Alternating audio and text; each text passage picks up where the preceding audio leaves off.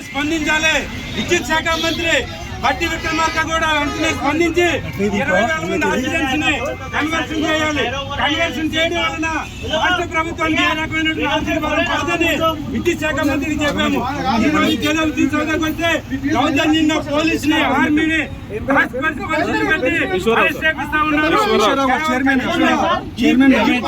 ముందు కొనసాగిస్తామని చెప్పేసి రాష్ట్ర ప్రభుత్వానికి హెచ్చరిక చేస్తా ఉన్నాం.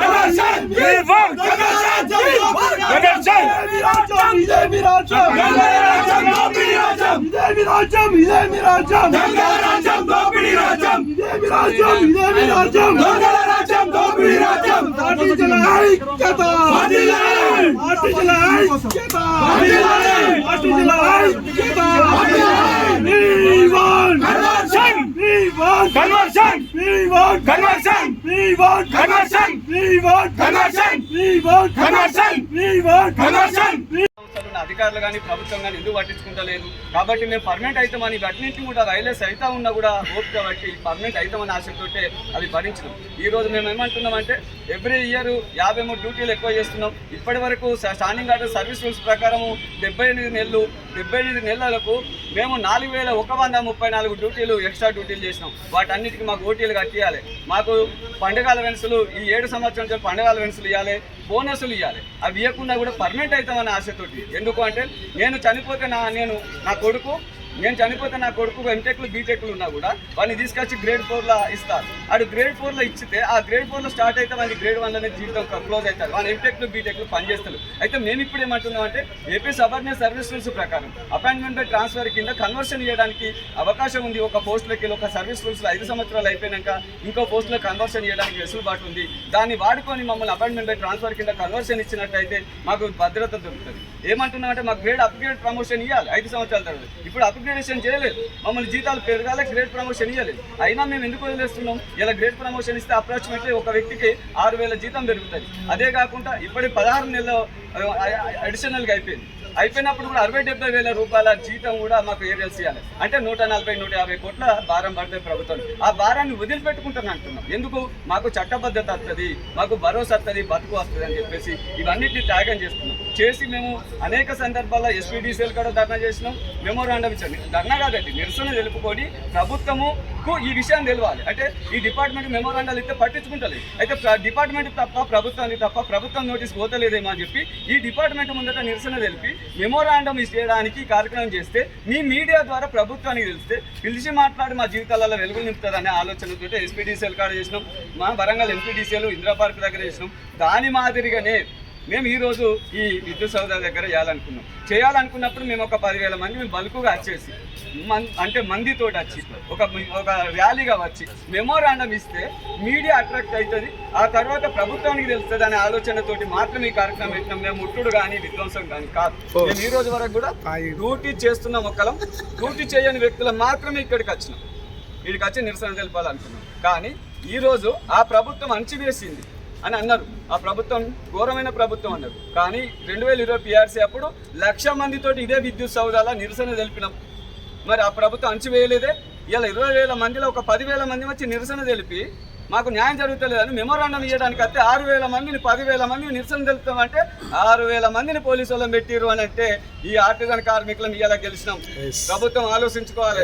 ఇలా ఒకటే చెప్తున్నాం, మమ్మల్ని అణచివేసినట్టే ఈ విద్యుత్ సంస్థలు ఉన్న ప్రభుత్వ ఉద్యోగులు, పర్మనెంట్ ఉద్యోగులు, కార్మిక సంఘాలు మీరు ఆలోచించుకోరి, ఆత్మ పరిశీలన చేసుకోవాల్సిన ప్రధాన కార్మిక సంఘాలు మేము మీ బిడ్డలం. రాండ్రి ఇంజనీరింగ్ అసోసియేషన్స్, పవర్ జేఏసీ, కుల సంఘ నాయకులు, కుల సంఘ ఆఫీసర్లు దయచేసి రాండ్రి. మా జీవితాలలో వెలుగులు నింపడానికి ఈ అణచివేత మాతోటి ప్రారంభమైంది, మీతోటి అంతమవుతుంది. మాకు నష్టం లేదు, మేము పాలేరోళ్ళం. ఏ పాకి పని అయినా చేసుకొని బతుకుతాం, కానీ మీకే నష్టం జరుగుతుంది. ఇప్పుడు ఒకటే చెప్తున్నాం, ప్రభుత్వాన్ని డిమాండ్ చేస్తున్నాం, ఖచ్చితంగా ఇదే స్టాండింగ్ ఆర్డర్ ఖచ్చితంగా ఈ డిపార్ట్మెంట్ల ప్రభుత్వంలో తెలంగాణ లోపల ఈ భారతదేశంలో 29వ రాష్ట్రంగా ఏర్పడ్డ ఈ తెలంగాణకు ఈ విద్యుత్ సంస్థకు సర్వీస్ రూల్స్ లేవు కాబట్టి ఇదే స్టాండింగ్ ఆర్డర్ సర్వీస్ రూల్స్ను ఈ 70,000 మంది విద్యుత్ సంస్థలు ఉన్న ప్రతి అటెండర్ నుంచి ఆఫీసర్ వరకు అందరికీ ఇదే స్టాండింగ్ ఆర్డర్ ఇంప్లిమెంట్ చేయాలని ప్రభుత్వాన్ని ఈ సందర్భంగా డిమాండ్ చేస్తున్నా నేను.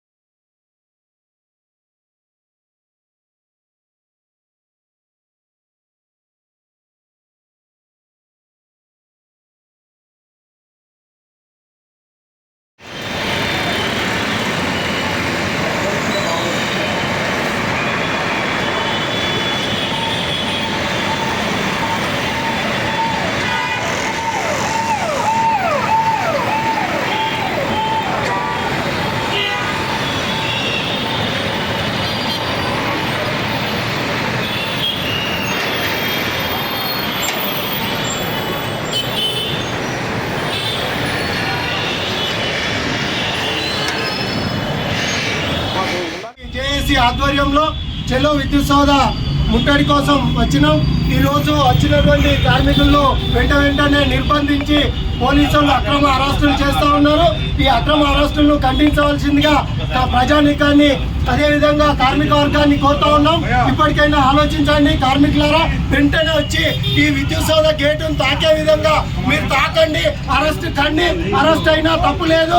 కాబట్టి మన కోరికలు, మన డిమాండ్ ఏదైతే ఉందో కన్వర్షన్ సాధించడానికి ఆ సాధనలో భాగంగా ఈ రోజు విద్యుత్ సౌధ గేటును తాకితేనే మనం మన సమస్యను పరిష్కరించుకోగలుగుతాం. కాబట్టి హైదరాబాద్ వచ్చిన ప్రతి ఆర్టిజన్ ఉద్యోగి విద్యుత్ సౌధకు రావాల్సిందిగా గేటు వద్దకు ఖచ్చితంగా